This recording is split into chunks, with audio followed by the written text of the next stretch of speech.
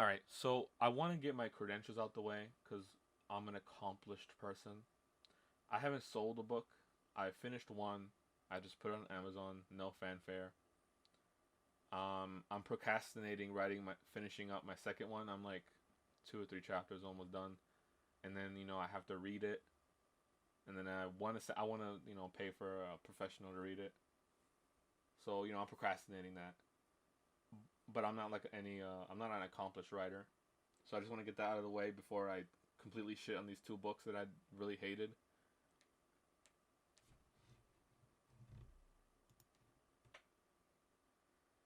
So the two books I'm going to talk about. It's Supermarket by this rapper guy, and this other book is some chick romance book. I'm not even gonna like name it, or I might name it an accident. I don't really care.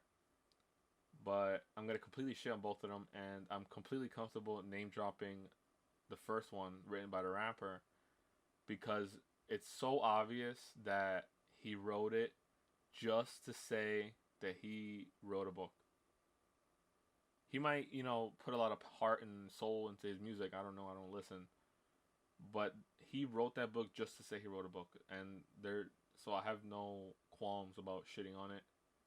I don't even think he really like. He only cares because he wrote it. He didn't care because he put like a when you put like heart in your craft, right? He just wrote it just to say he wrote it. Um, and I want to focus in on something both of them like what made them bad. Not like entirely like the prose, everything that makes up a story, like prose, the plot structure. Well, we're gonna talk about a component of the plot structure, characters, all that bullshit. I just want to focus on one thing that after I finished the second one, that really got me like thinking like, why were these books really bad? And I do enjoy reading bad books because I'm a masochist. Like I like torturing myself reading a bad book. You know what I mean? Like a bad movie, a good bad movie. Like it's really fun. That's self torture, whatever. It's really a fun experience.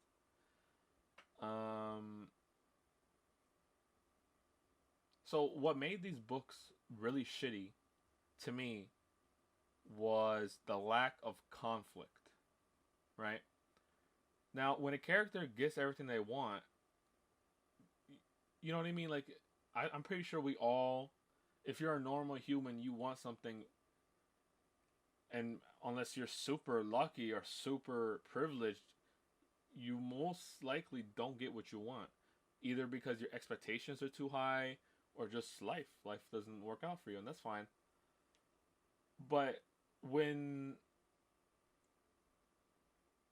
life is going so well for the character, the thing that's coming up in my mind is like, okay, how is this all gonna become shitty? Right? Because why am I reading this book for this person that's so doing so well?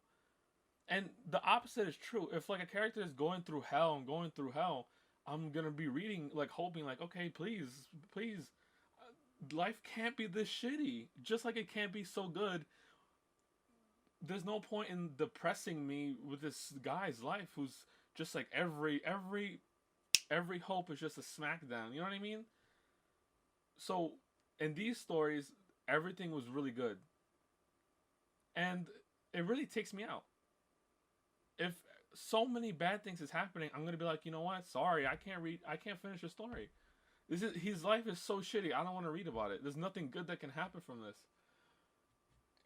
And in these books, everything is so good. And then when everything is so good, that one problem they have, you're kind of like, okay, that's the conflict. This is what's gonna this is what's fucking up this character's life. I wish I had that problem. I wish I had that character's life because if that's the only problem, then please let me have his life. Let's switch right now. So let's talk about Supermarket first. Supermarket. I'll give the female writer female. I'll give the woman writer credit. Her prose and the dialogue wasn't. I didn't cringe. It was just kind of stale, right? It was just stale writing. It wasn't. it was very I guess I don't want to say straightforward because they're straightforward authors. Like I guess Jack Ketchum, like he says he's pretty straightforward, but I didn't get bored. Whatever. But Supermarket was so cringy. Now let's talk about the conflict. I don't want to give a book review of the book. I just want to focus on the conflict. So let's talk about everything good happening, right? He has a normal life. I don't know what happened to his dad. I don't know. I don't really care. Uh, so he wants to write a book, right? And he's procrastinating. Like I guess as the author, he probably maybe he procrastinates writing his songs, and that's how he translated it to another art, or maybe he just assumes all writers are like that. I don't know. It didn't feel genuine.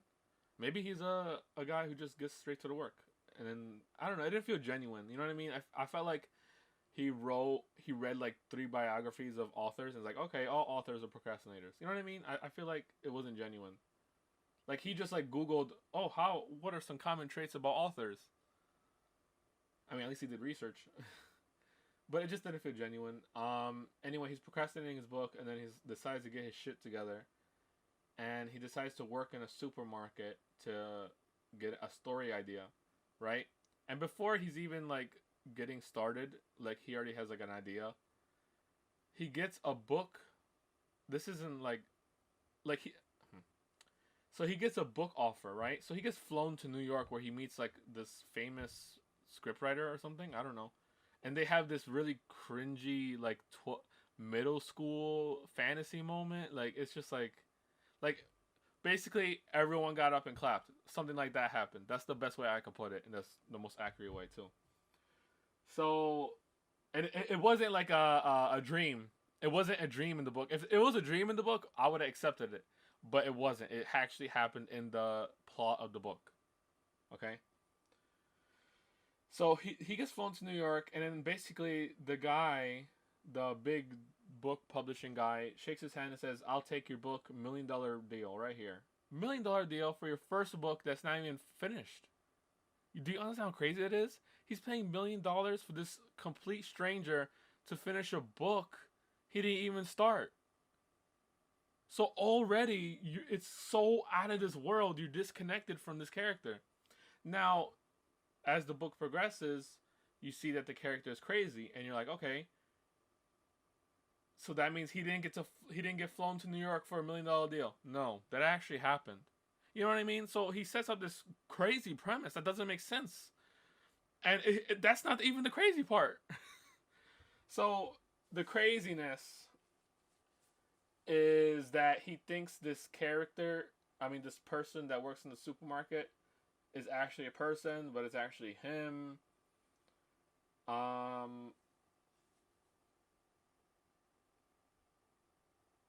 Yeah, so he thinks that character is his own person, and we're not done yet. His life is still getting better, guys. So he gets this perfect girlfriend. Brown booty caramel skin Gina, I think it was her name. And they're perfect. Now, obviously you want a relationship where you have uh hobbies that are similar, so you guys can enjoy doing the thing together. And then you guys also have similar values, right? Like loyalty or some bullshit, I don't know. So, but like there's no way you can 100% like the same music, like the same hobbies, like this. It's just not. With everything that's been happening so far, there's no like. It's just too unreal. You know what I mean? It's so perfect. So she's hot. Maybe she was ugly. Make her ugly or something, and then make her have all those things in common. You know what I mean? Like there's no like low for this guy.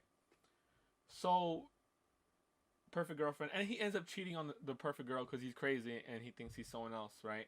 And she still stays with him. Okay, so he ends up in the hospital, the mental asylum, because he's crazy. And wow, guess what? While he's in the mental asylum, pretty much finished the book. I think I don't remember.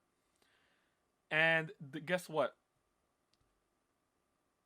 The book got a movie deal, and then the scriptwriter he met on the plane is writing. Wow, what a coincidence! And then he gets his favorite actor. Dude, it's like a fan fiction of himself. A fan fiction. I mean, it's a movie deal with the scriptwriter, and he gets a cute actor. I had to Google the actor's name. I don't know any actors. I don't care. To play him in the movie, but he's still dealing with the craziness of his alter ego. So his girlfriend busts him out just so he can fight himself because he's crazy. And then you know what? Everything works out in the end, right? So what was the conflict? He's crazy, but everything around him is going perfectly well. It would have been way more interesting if he imagined going to New York. He imagined a dog. He walked. The dog is mentioned like 3 times, and yeah, he was walking a leash with no dog on it. Yeah, that's it. So the conflict is he's crazy. Okay, that's not a bad conflict. Obviously, it matters what you do with it. But everything in his life is so perfect. It's like even if he's still crazy, he's still making $1 million laying in bed. It's like so like how am I supposed to care about this guy? Perfect girlfriend, perfect job. He gets to do what he wants, which is writing. Perfect, and he gets to make millions off of it. Like how many people can say that? Like it's just the conflict is so bad, and it makes. I mean, it doesn't make him seem petty because he's dealing with internal craziness or whatever. It doesn't make him seem petty, but it's just like so that's it. Like, and then the way like the alter ego talks to him, he's like, "Ha ha ha! You'll never defeat me," and I'm supposed to take it seriously. Like it's serious. Like he says shit like that, like, "Ha ha ha! You'll never get me out of your head." Like, oh my god, hard read, hard read. It was hard to get through that book. Now the second one, which is the chick flick. Now I want you to put your nasty misogynist preconceptions about women out the window. Leave it out the door, and then come back and put your mask on. Because I don't want to hear your nasty ass sneezing. So in this book, perfect boyfriend. Guess what, ladies and gentlemen, and whatever gender you are, she's the one in charge, and that's why she loves him. Also, the boyfriend can apparently read her mind. That's why she loves him.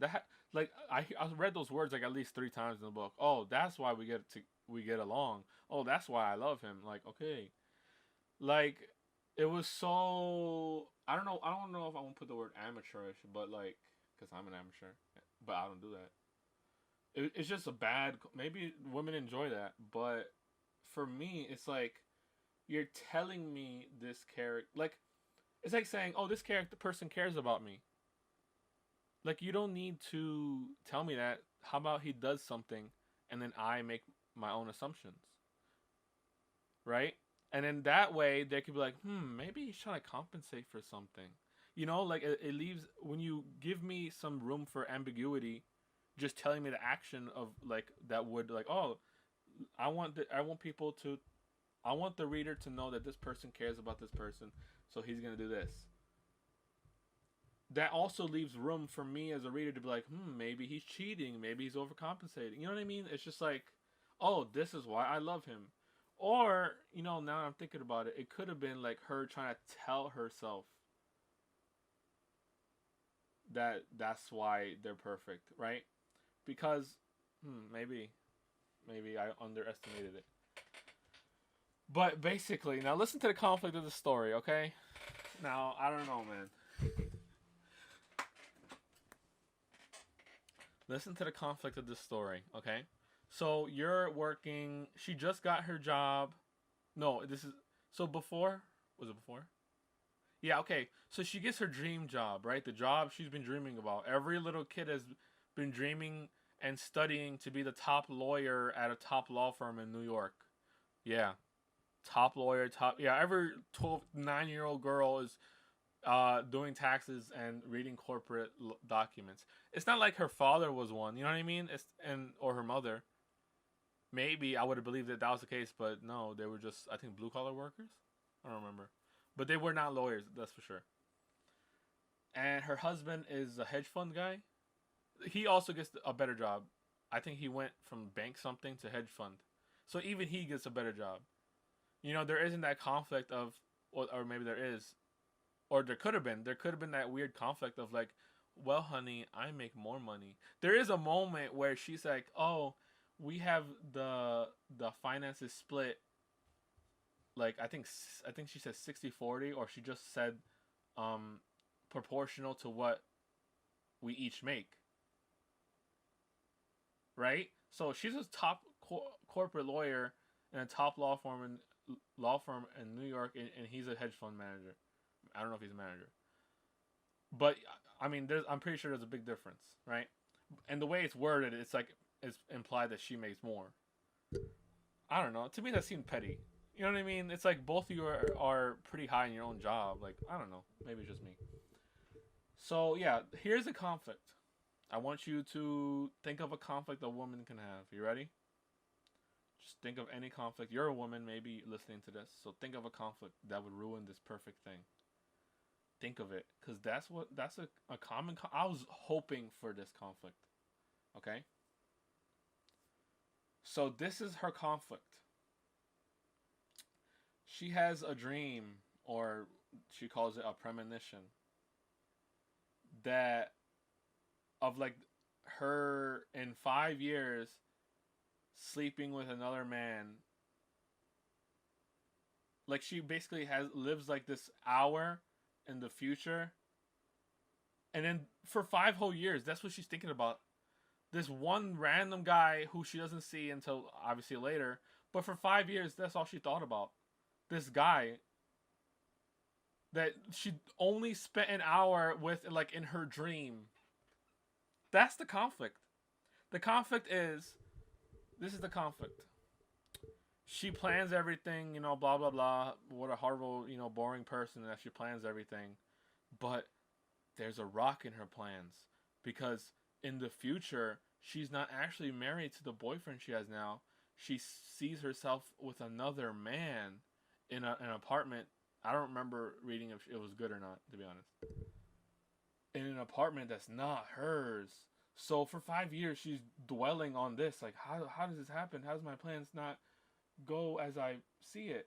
So for 5 years, she doesn't marry. They're just engaged. And then throughout the whole book, they're like, oh, he does this. And then the guy is like doing everything, dude. Like, this guy's superhuman. Reading minds, always being there, always listening. Always listening.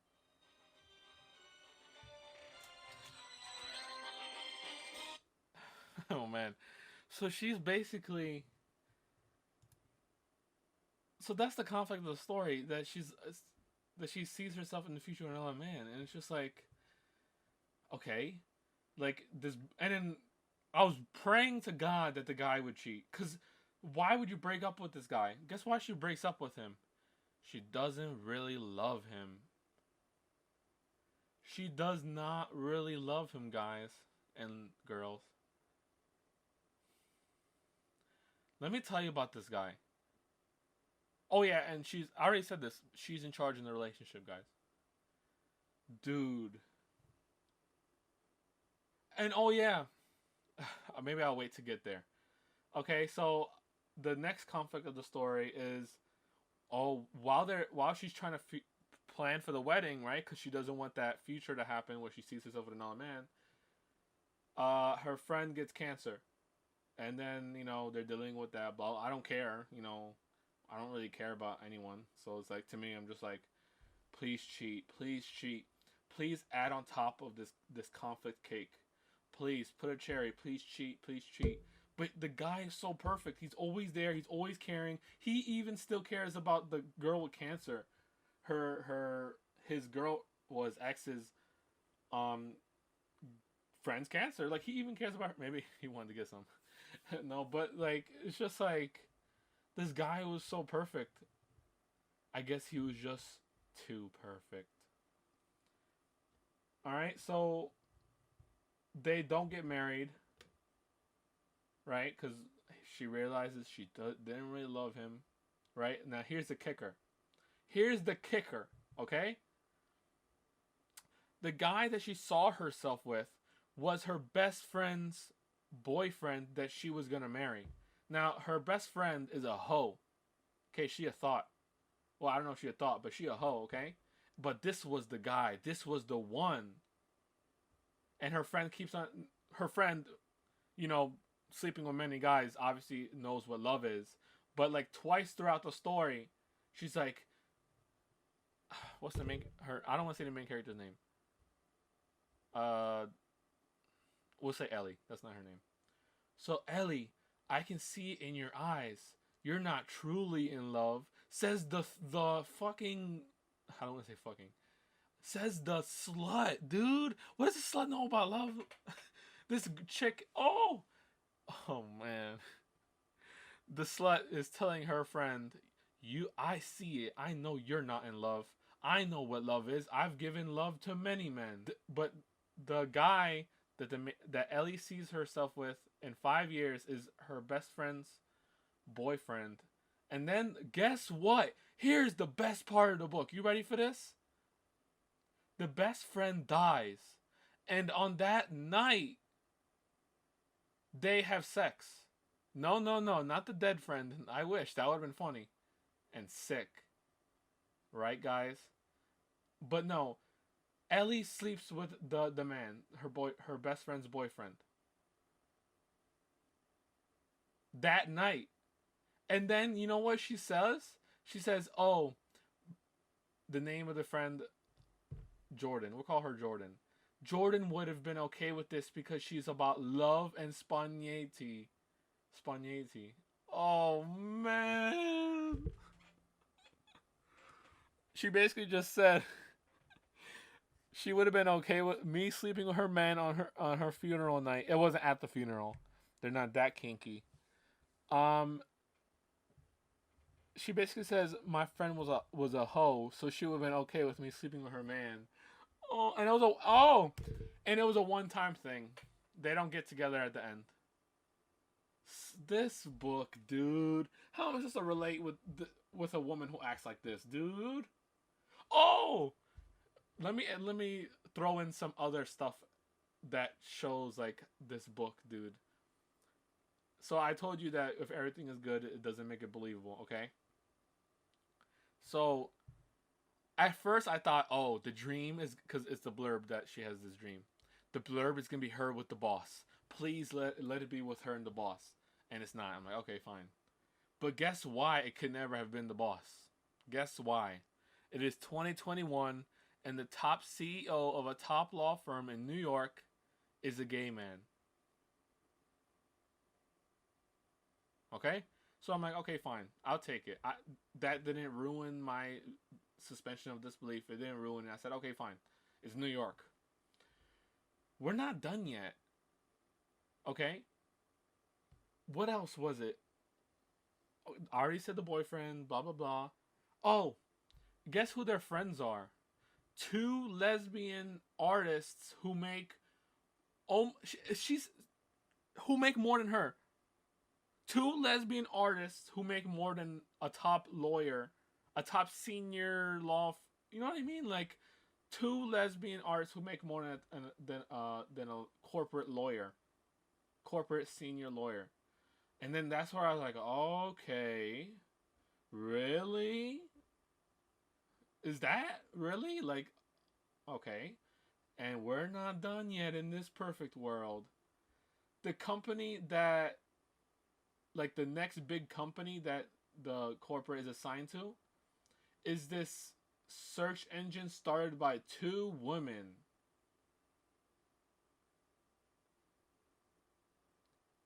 And then that's where I said, yeah, there's no hope for this book. This book is in a whole nother planet. This book is so this is not a book on planet Earth. That's the book to me.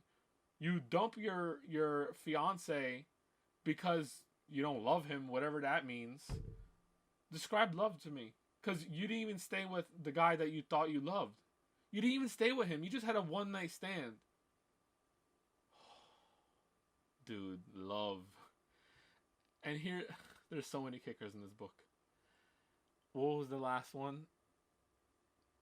Oh, She was talking about, she's trying to justify not breaking up with the perfect boyfriend that she had. I keep on saying boyfriend, fiance. And then she's like, "Oh, I remember the night I was gonna sleep with this guy.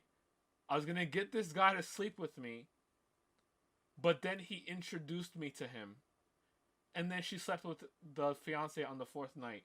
So imagine that your fiance for 5 years was willing to get down and dirty on the first night with your friend, but it took 4 nights with you. Oh my god. Think about that. This is the perfect husband, and it took. Honestly, I'm surprised she didn't say I'm waiting till marriage. Oh my god, I would have put the book down. So to sum it all up, we need some more conflict. We can't have these freaking perfect lesbian artists making millions of dollars, and your perfect girlfriend being so perfectly doesn't dump you, even though you cheat on her. Like everyone is just like, it's just too perfect. Like I don't know. Now I want to read a book with the opposite problem, where it's just like downer after downer, and you're just reading it like, dude, just kill yourself. Just kill yourself. Like there's no light, there's no hope in this book. And then like I just want to read the opposite. Just like try harding to being, I feel like those books would be more like, not sympathetic, that's the complete opposite of what it would be. Victim loving, right? Instead of like trying to it is actually a self insert. But like instead of like wishing your life was perfect, you wish your life was shitty so everyone could be like, "Oh, wow, I feel bad for this person." And then usually I would imagine like the conflict is that they don't try hard enough, but then at the same time they probably do try hard enough, but it's like what's the point? You know what I mean? Um Hopefully, of all the problems that, of all like the criticism people have about my book, I hope it's not that they think the character is too perfect. That's it.